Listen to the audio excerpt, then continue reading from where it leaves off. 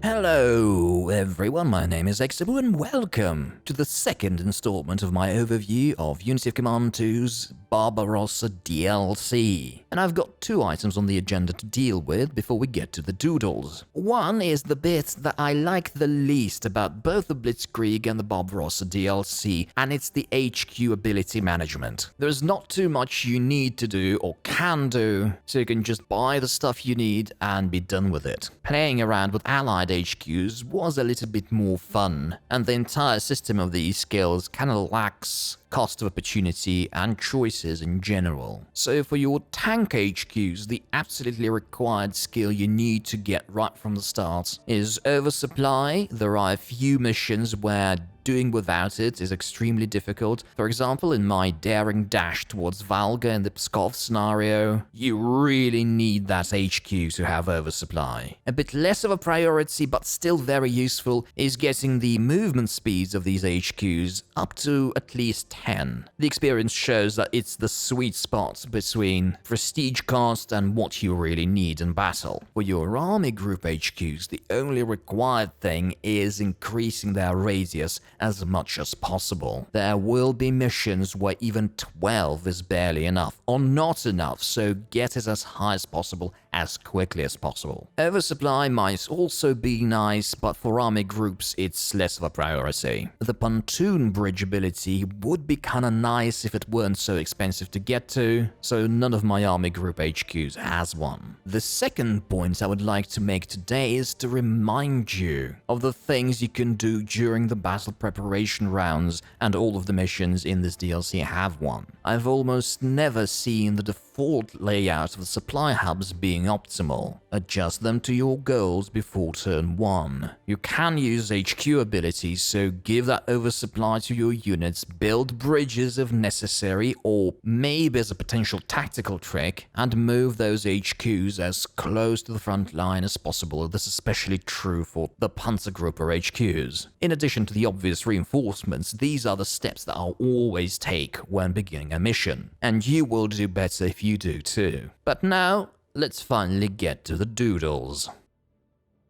If you didn't know, Leningrad Approaches, like this looming, ominous, city-sized holiday. And the first thing we'll talk about here is another capital, i.e. Tallinn, and the way we need to deal with it. In a way, that part of the map is key to the rest of the scenario, so your first and main objective here is the railway. Refrain from clearing any Soviet troops away from it. They're mostly static, especially that mechanized division. Don't touch it at all. Push towards Rakvere and try to cut off the supply of the remaining defenders. You will also notice that Narva is fed from Tallinn, and once that railway is cut off, these guys aren't getting any bread or ammo anymore either, so please don't rush Narva, wait for them to run out of supplies. Once you have a decent supply in the west yourself, it's only a matter of time before you take over Tallinn. It's not particularly well defended, and you will probably be able to send some of your infantry east towards Narva, and maybe even take that town from the west. Far to the south, Holm should not be too much of a problem. Push towards the town right from the start. Don't worry about some losses, you will probably take them, but the town itself can be easily taken on turn 3. Your only concern there is supply, so make sure you have the supply hubs arranged in an efficient way, and the default one, as I've mentioned, isn't. In the center, you've got 3 main immediate objectives. A push towards Staraya Russa. Don't worry about the huge army sitting between Staraya Russa and Holm. Once Holm is yours, the Soviets will have trouble supplying them, plus the terrain generally is difficult there, so don't worry about having an airtight front line. However, once Staraya Russa is taken, the Soviets will try to use their numerical advantage to kick you out of it, so make sure you capture it with a strong units. Your second thrust at the center should be aimed at that bridgehead between Luga and Staraya Russa. Take it as quickly as possible before the Soviets entrench their infantry there, because I found it to be very difficult to dislodge. The third bit is Luga, not the pistol, but it sure might help. The Soviets defending the town and its surroundings are passive, so you can comfortably leave that front line open, and what I did is oversupply that tank division next to the Panzergruppe 4 and inch my way clockwise across the swamps and eventually cut off that railway supplying Luga from the north. The lack of supply can make that town easier to take, even though the Soviets often like to retreat that tank division if it's out of supply, so you'll be left with something weaker to fight. In the north, the task is very easy. Kill enemies. Don't get carried away, don't rush to Leningrad. You've got plenty of time and the Soviets are strong there. They can kill your elite tank divisions if you stick your head out too far. So keep skirmishing, and once there is progress in Narva and the towns in the south, push towards Leningrad. Chudovo and Novgorod, in my opinion, are the most difficult objectives on this map, so make sure you don't faff about in the area between Luga and Staraya Russa, and save that flying artillery. You will probably need it in Novgorod.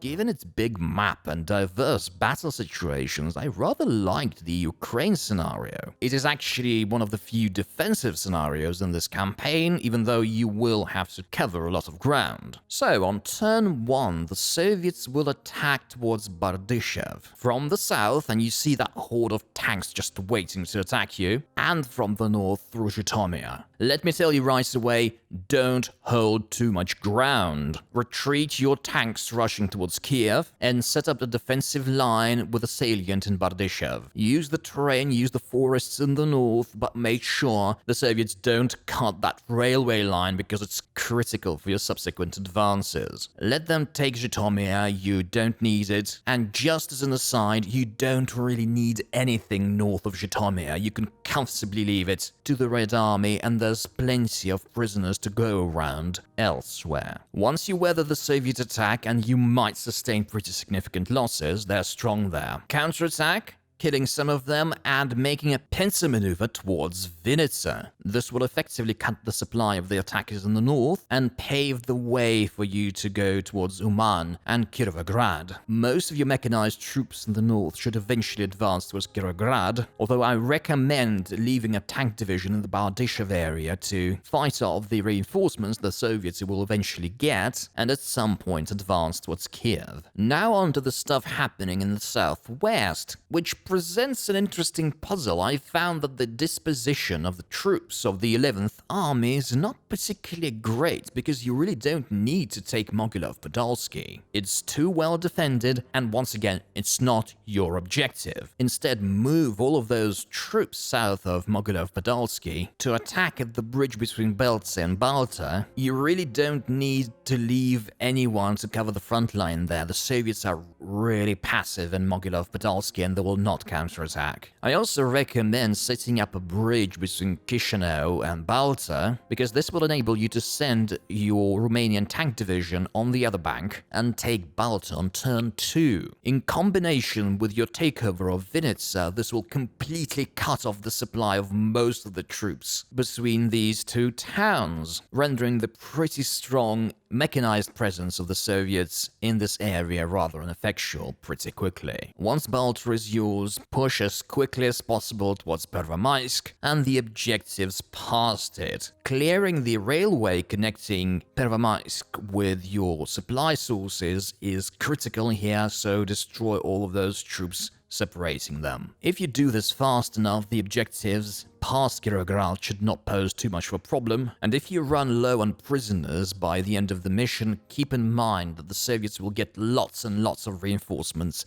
in the Cherkasy area. They can easily make up for the amount you lack.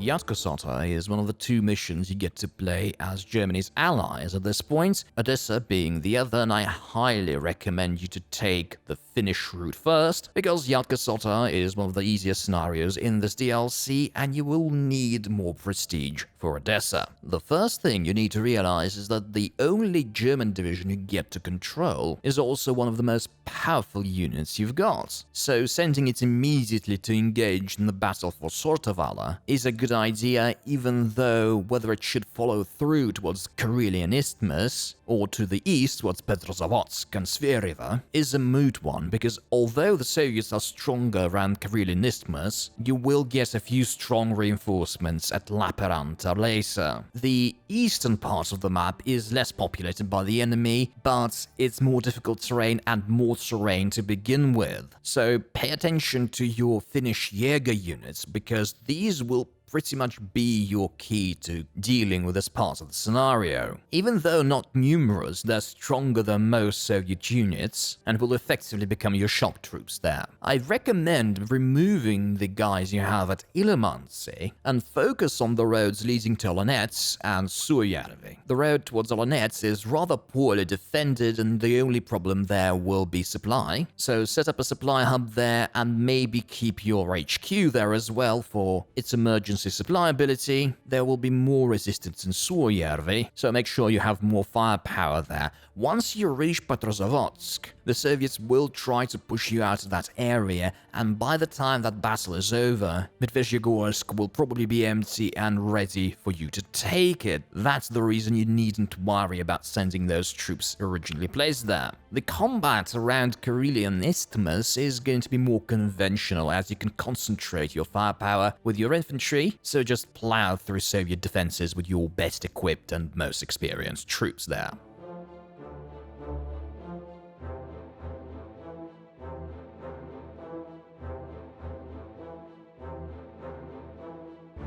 Alright, welcome to Odessa, this DLC's arguable champion in terms of difficulty. The Soviets here are numerous and well entrenched, whereas you are limited to only Romanian forces, and the only strong German division you get is coming only late in the mission. So we'll have to do with what we get. First, fully equip your cavalry and tanks with specialist steps, and keep in mind that you can actually buy more specialist steps for use later, because you're getting craploads of reinforcements, by buying that specialist steps for a unit and then detaching it from that unit. And what you need to do on turn 1 is to send all of the cavalry and one of the tanks to take the encircle Odessa objective. Take the scenic routes around the map. Also capture that spot around Berezovka, because the additional units coming from there will be helpful in dealing with that part of the map. The Soviets will naval bombard your units once they take encircle Odessa,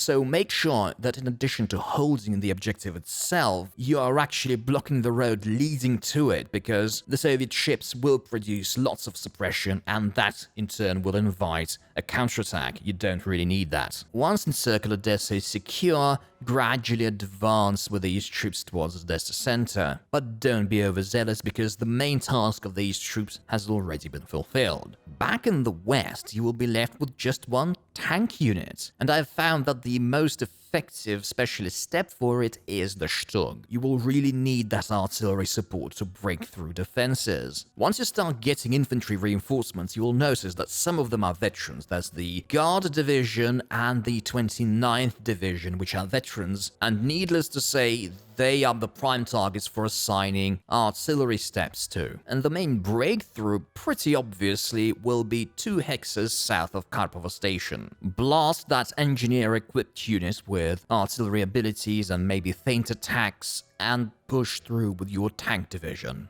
Don't, and I repeat, don't give in to the temptation of trying to cut off the supply of the Soviets in Karpovo Station. They will rush to counterattack, and your troops are not up to the defense, and this will not look on your limit losses objective. So advance gradually, hex by hex, try to destroy as many Soviet troops every turn, and only close the encirclement and attack Karpovo Station once you're comfortable and know that the Soviets will not counterattack in force and destroy everything you've got there, because they can. Being able to set up 2 lines of your own troops between Karpovo Station and Odessa Center is a good sign. I also recommend taking the Mayaki objective as soon as possible, because it gives you the Heinkel 111 card, which is very useful at some points in this mission, even though it's not super necessary. But the Soviet cavalry that protects that objective likes roaming about and leaving it empty, so use this to your advantage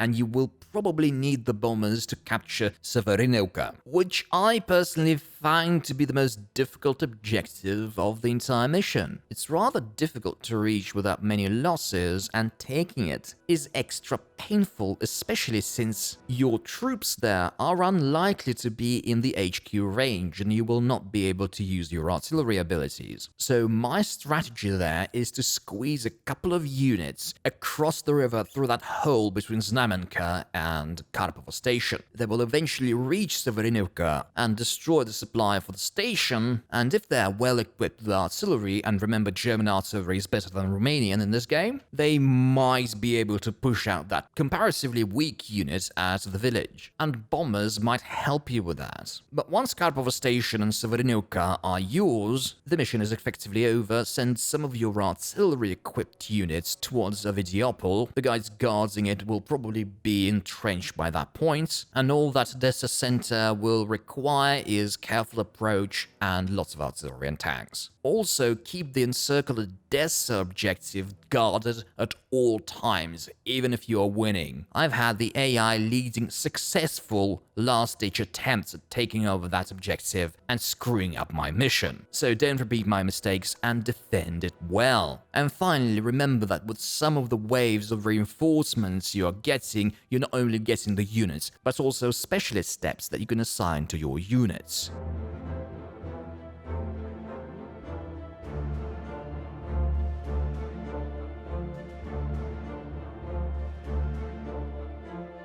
The Dvina-Demyansk mission may not seem like much, but look at that big pile of forest and marsh in the center. If you still don't realize, you will have to go in there, because Lake Seliger is the most difficult objective of the entire mission. And everything you do in it should be geared towards taking Lake Seliger by turn 7 as required. So let's look at what your troops at Staraya Russa in the north have to do in the scenario. 1. Don't worry too much about that Soviet bridgehead there. It's not well supplied and the units in there are rather weak, so don't get defensive, don't try kicking all of them all at once, but do push towards those pontoon bridges south of Staraya Russa, and do cross the river as soon as you can. The motorized divisions you have there will be instrumental in taking Demyansk and perhaps clearing up the area west of Lake Seliger. The troops you have around Holm don't look like much, and indeed they are very much a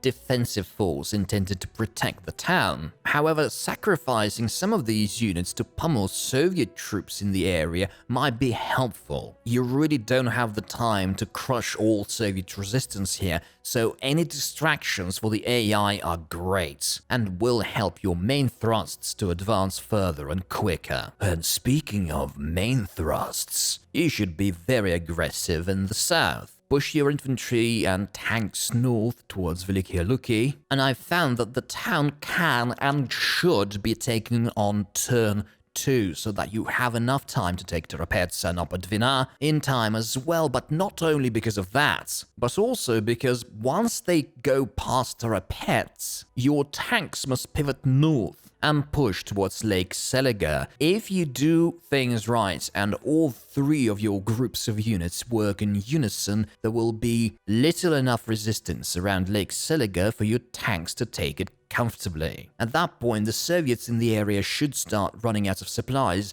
and please do plan your own supplies because that area is difficult and your tanks may run out as well. But once Lake Seliger is yours, taking Pino is not that difficult, and I actually did it from the north, avoiding a river crossing penalty during the attack.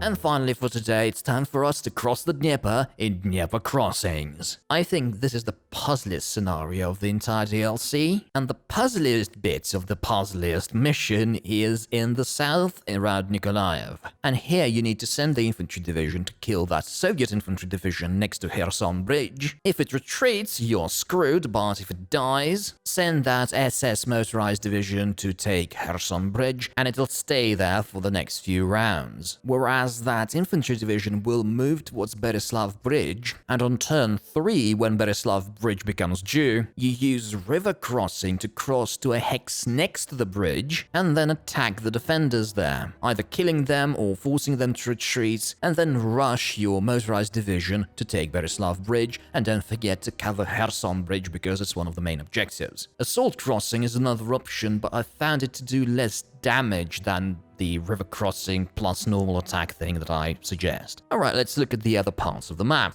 Cherkasy shouldn't be too big of a problem. Equip your infantry there with enough artillery before the battle and they'll crush it. So let's look now at the Dnipropetrovsk area, because it's the crux of the entire battle. Your units there are more than enough to destroy the Soviet defenders, and it's only the natural obstacle of the river that's preventing you from easily taking Kremenchug and Dnipro Bridge in time. So the critical step on turn 1 is setting up pontoon bridges between Kremenchug and Dnipro Bridge, and just southeast of Dnipropetrovsk. The purpose of the latter is to do a pincer maneuver across the river and around Dnipro Bridge, and that bridge in the northwest is there for you to quickly dispatch your troops across that marshy area towards Kremenchug. Use the motorized division you immediately have near Kremenchug to take the same detour. It's not really useful in the area of Cherkasy, and the light divisions you get in the area later in the mission should be sent to that riverbank southeast of Kremenchug. It's an excellent location for using your HQ's river crossing ability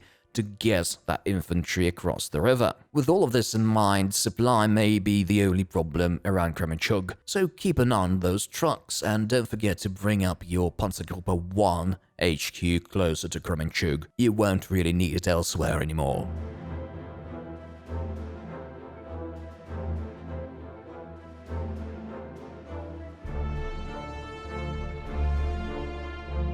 And this is it for the second batch of the missions in the Barbarossa DLC. Thank you very much for watching, and if you're still not a subscriber, please do subscribe and like and all that stuff. Tell others also. In addition to this video, I'm publishing a full playthrough of the Odessa mission with my commentary of it on my second channel, Slotherboom Couchbuttock. And if you'd like to see more of my full playthroughs of these missions, just let me know in the comments and I'll be happy to publish them. And for my last plug for today, let me direct your attention to the Pharaoh essay I published just a few days ago. There are discussions of its themes and game design, and the people who actually watch it tend to like it, so go check it out even if you're not familiar with the game but are interested in strategy games, city building games or retro games. I'm sure you will enjoy it and I'll appreciate you watching.